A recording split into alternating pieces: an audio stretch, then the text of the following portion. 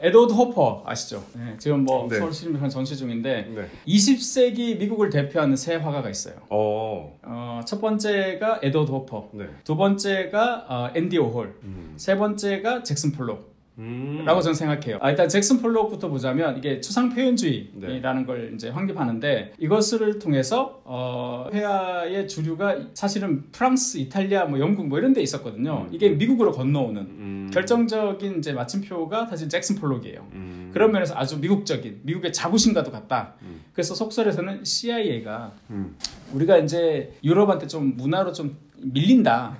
경제나 뭐 이런 군사 이런 건 우리가 최고인데 그래서 CIA가 전폭 지원했다라는 설이 있어요. 잭슨 폴록 그리고 지금도 그래서 세상에 가장 비싼 그림 뭐 2, 3등 해요. 그 그림이. 그래서 잭슨 폴록. 두 번째는 앤디 오홀. 뭐 앤디 오홀이야 팝아트 이걸 대표하는 가장 미국적인 미술 양식을 확립했고 그 이후로 현대 미술은 이제 뭐 하나의 스타일의 경쟁장이 돼버렸다라고 볼 정도로 앤디 오홀이 중요해요. 그리고 이제 이 에드워드 호퍼인데 왜냐하면 이 에드워드 호퍼의 그림은 누가 봐도 그런 느낌 있죠. 어떤 쓸쓸함, 외로움, 고독 뭐 이런 느낌 있잖아요. 그렇죠. 미국 대도시 즉 자본주의 대도시의 어떤 일상 같은 느낌이 있어요. 에드워드 호퍼, 잭슨 폴록, 앤디 오홀 요 세 화가가 20세기 미국을 대표하는 화가다. 그 중에서 우리나라에서 지금 에드워드 호퍼 전시를 한다. 그러니까 사람들이 이렇게 열광하는 거죠. 그런 면에서 그 백악관에서 네. 우리의 오바마 형이 2014년도에 백악관 오벌하우스라고 그러죠. 대통령 집무실의 그림이 원래 딴 거였어요. 여기에 2점을 에드워드 호퍼 그림으로 교환했어요. 그러니까 백악관이 산 건 아니고 휘튼 뮤지엄에서 이제 2점을 대여한 형식으로. 그래서 찾아보시면 이렇게 그 오바마가 이 호퍼의 그림을 다 뒤에서 보고 있는. 그러니까 가장 어떤 면에서 미국적인 어떤 느낌을 주는 화가라고 미국인은 생각하는 것 같아요. 그러니까 우리는 청와대 그 예전에 청와대 그게 통영 풍경인가 뭐 그게 들어가 있거든요. 그 아주 큰 그림이 노무현 전 대통령 시절에 뭐 이건 딴 얘기인데 어쨌든 그래서 가장 미국적인 화가가 누구냐라고 물으신다면 어떤 의미에서는 에드워드 호퍼다라고 볼 수 있죠. 에드워드 호퍼 하면 어떤 그림 떠오르세요? 역시 나이트워크. 그죠? 나이트워크. 네. 이게 나이트워커라고 아는 사람들이 많아. 밤에 걷는 자. 맞아. 나이트워크는 밤을 지새우는 사람들 뭐 이런 뜻이잖아요. 그러니까 우리로 따지면 그 24시간 그 카페에 있는 사람들의 풍경이나 아니면 뭐 편의점에서 라면 먹는 풍경 뭐 이런 느낌이죠. 20세기를 대표하는 그림 5점을 꼽아라 라고 하면 그 중에 반드시 들어가는 작품이 바로 에드워드 호퍼의 나이트워크예요. 왜냐하면 2차 대전 이후에 어떤 미국식 자본주의가 세상을 어떤 절반 이상 지금 대다수를 이제 장악했잖아요. 그렇게 대도시 중심의 사회를 살아가는 대부분의 현대인들한테 뭔가 이 그림 보면 설명하지 않아도 직관적으로 마음에 탁 내리꽂히는 게 있는 거죠. 이 그림 잘 보시면 단순해요. 정말 이렇게 모퉁이에 유리 투명 건물이 있고 4명이 이렇게 앉아 있죠. 이렇게 뭐 바텐더 1명 있고 커플이 하나 있고 등을 보는 남자 있는. 심지어 그 보시면 이 4명이 있는데 뭔가 제각각인 거죠.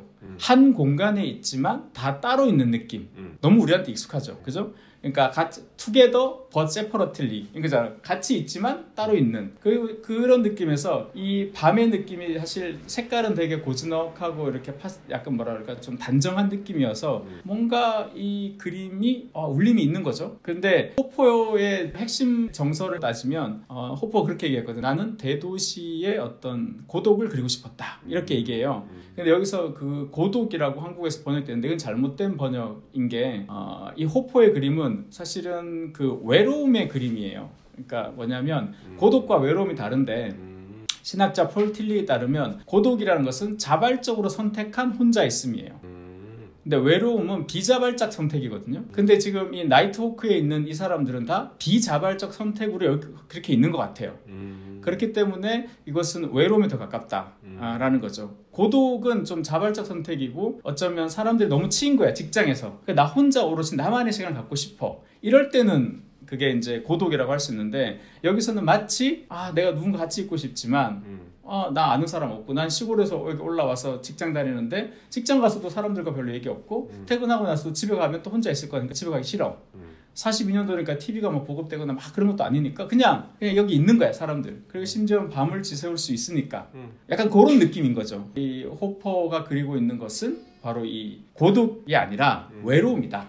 그래서 대도시를 살아가는 현대인들의 공통된 질병이 불안과 외로움이라고 하잖아요. 그런 면에서 호포는 1942년도에 어쩌면 지금의 우리와 똑같은 현대인들을 위해서 그 그림을 그렸고, 그 그림을 보는 현대인들이 뭔가 마음이 이렇게 울컥하는 이유는 대부분 그런 어떤 순간을 느껴봤기 때문이 아닌가, 그렇게 볼 수 있는 거죠. 하지만 아쉽게도 이번 서울시립미술관 전시회는 바로 이 나이트호크는 보지 못했다. 네. 그 점이 좀 아쉽다. 이번 서울시립미술관 에드워드 호퍼 전시에 가장 주목받는 그림이 케이프 코드의 아침, 1950년에 그린 그림인데요. 네. 그림 보시면 왼쪽 한쪽 벽면에 흰색 벽면이 있고 해가 이제 이쪽에 뜨고 있는 것 같고, 여자 한 명이 튀어나온 전형적인 미국 주택 양식이죠. 네. 여자 한 명이 밖을 내다보고 있고, 오른쪽으로는 이제 수풀림이 이렇게 있는 그 그림인데요. 이 그림에서 보시면 호포의 전형적인 특징들이 좀 드러나는데, 호포의 그림을 보시면 그런 느낌이 있어요. 어떤 하나의 이야기가 이어지고 있어요. 그러니까 여자가 아침에 일어나서 보고 있는 장면이죠. 그리고 또 다른 어떤 이야기가 시작할 것 같은 상황인 거예요. 그 이야기와 이야기 사이의 어떤 멈춤의 순간이랄까? 그런 느낌이 좀 있어요. 이걸 좀 이제 현학적으로 얘기하면 서사와 서사 사이의 부재의 순간을 그린다. 그러니까 저 그림에서 보면 저 여자가 일어나서 갑자기 저 숲으로 들어가서 막 달려가서 울고 하면 뭐가 돼요? 데이비드 린치 영화 되는 거야. 그러니까 실제로 데이비드 린치 감독이 호포의 영향을 많이 받았거든요. 그림 자체에서 보면. 그래서 이 케이프 코드의 아침을 보면 호포의 그림이 갖고 있는 힘이라는 게 느껴지는데, 그것이 뭐냐면 호포가 했던 말인데, 내가 하고 싶은 것은 집 한쪽 벽에 드리운 햇빛을 그리는 것이었다. 이런 거예요. 그러니까 집 한쪽 벽에 드리운 햇빛을 그리는 것이었다. 인데 사실은 이것은 무슨 말인가 하면 되게 야심만만한 발언이에요. 되게 보잘것없는 걸 그리겠다는 게 아니라 언어로서는 표현되지 못하는 무엇을 나는 그림으로 표현하겠다라는 뜻이거든요.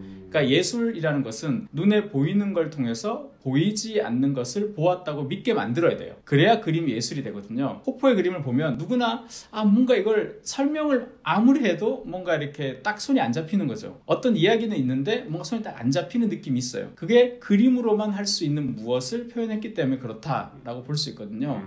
그런 면에서 이 케이프 코드의 아침 같은 그림도 누구나 왜 아침에 일어나서 갑자기 이렇게 창밖을 보는 할 때 뭔가 어떤 느낌이 들 때 있죠. 막연한 외로움이든지 쓸쓸함이든지 뭐 힘들다라든지 뭐 한숨이라든지 뭐 여러 가지가 있잖아요. 그런 순간을 느껴봤을 때 어쩌면 저 그림이 이제 마음이 가다할 수 있는 거죠.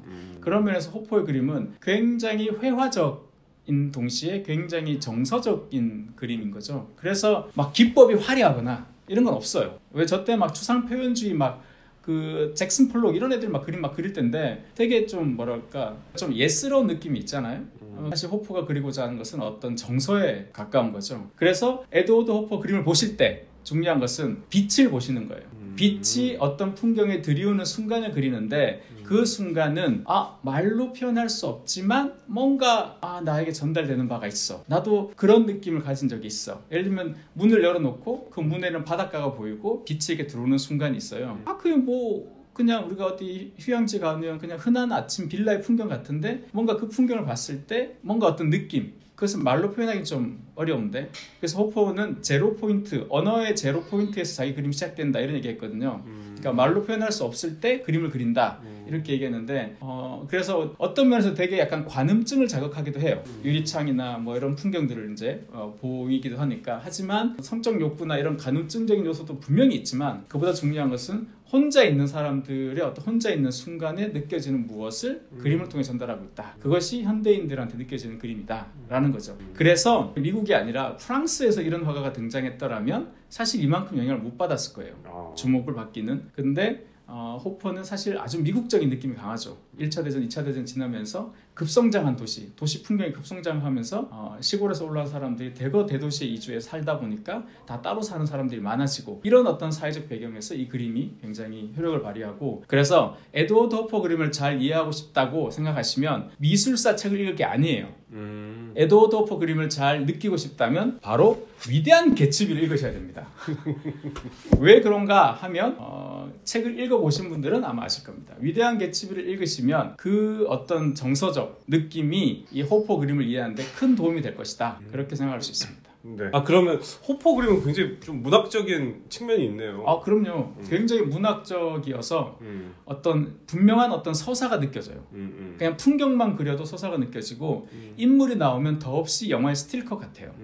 그래서 데이비드 린치라든가 이런 감독들이 엄청나게 이렇게 영향을 많이 받은 거죠. 그래서 이 에드워드 호퍼의 그림은 사실은 누가 봐도 누구나 어떤 느낌을 갖지만 영화라든가 소설이라든가 좀 이런 것에 대해서 많이 좀 접해본 사람들은 훨씬 더 풍성하게 느낄 수 있는 그런 작품이라고 생각해요. 그러니까 제가 그냥 한 5년 10년 정도 체감의 느낌으로는 앤디 워홀은 더 이상 힙하지 않는 느낌이고 언제부턴가 에드워드 호프 그림들이 주변에 많이 보이기 시작하면서 이 되게 진짜 메인스트림으로 올랐다 약간 이런 느낌이 들거든요. 제 기준이 있는데 네. 마우스 패드가 등장하면 끝이야 그 화가는. 마우스 패드요? 마우스 패드로 굿즈가 나온다 그 화가는 끝이야. 더 이상 힙하고 얘기하면 안 돼. 근데 앤디 워홀 이제 막 우산 나오고 막 마우스 패드 막 다 나왔잖아요. 다 나왔죠. 끝이야. 끝. 왜냐하면 심지어 앤디 워홀은 저작권까지 살아있는데도 나왔잖아요. 끝이라고 봐야 되고 이제 그 호퍼가 이제 돌아가시고 50년 얼마 전에 풀렸거든요. 그러면서 이제 저작권이 좀 자유로워져서 이제 많이 나오는데 호퍼 현대인들 특히 이제 코로나를 거치면서 더 약간 외로움, 쓸쓸함 이런 정서를 알아봐주는 그림인 거죠. 근데 따뜻해. 그림이 차갑지 않고 색감이나 이런 게 따뜻한 거죠. 그리고 이번에 전시할 때 서울시립미술관 전시할 때 모두가 예상했지만 사람 엄청 많을 것이다. 네. 역시 사람이 많더라고요. 많은데 약간 그런 느낌이야. 그래서 이제 저도 이제 예전에 여러 군데서 많이 봤어요. 호퍼 전시는 파리에서도 보고 했는데 그럼 좀 전시 좀 본다는 인간들 꼭 그렇게 얘기하거든요. 내가 미넨에서 봤을 때, 내가 뭐 뉴욕에서 봤을 때, 내가 파리에서 봤을 때는 어땠는데 서울 전시 어떻다. 꼭 이런 얘기 나오잖아. 네네. 난 정말 짜증나는 그런 거. 아니 뭐 어쩌라고.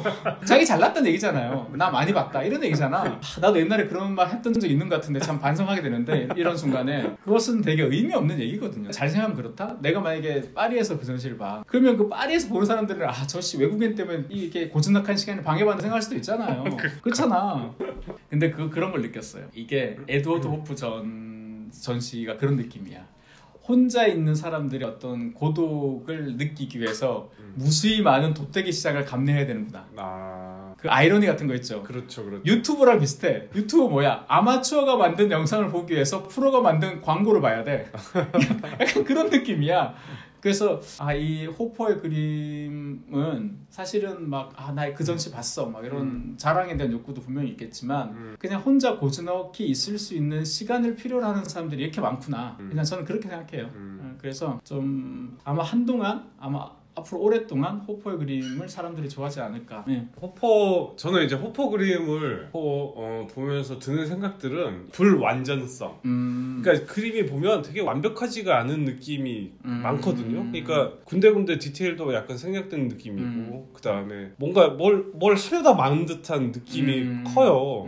그러니까 아까 이제 서사와 서사 사이에 어떤 공백, 부재 이런 것들을 그렸다고 얘기하셨는데 그러니까 확실히 이 사람은 그림을 나가서 데생을 할 때 그 구조들만 데생을 하고 나머지는 온전히 자기 상상으로 그린 화가가 아닌가 이런 생각이 들거든요. 그럴 수도 있죠. 그러니까 어떤 생각해보면 1940년대, 50년대 주로 이제 왕성하게 활동을 우리가 아는 그림들이 그려졌는데 그 시대 잘 생각해보시면 전쟁 전후잖아요. 2차 대전? 전쟁 전후의 미국인들은 사실은 2차 대전 참전 안 할 줄 알았는데 참전해서 본토가 공격받고 참전하고 그리고 나서 이제 베이비붐 세대로 넘어가고 막 이런 격변의 시대잖아요. 그러니까 그 시대를 살았던 사람들이 마음이 안정이거나 완전을 추구하는 것은 모순이었을 거예요.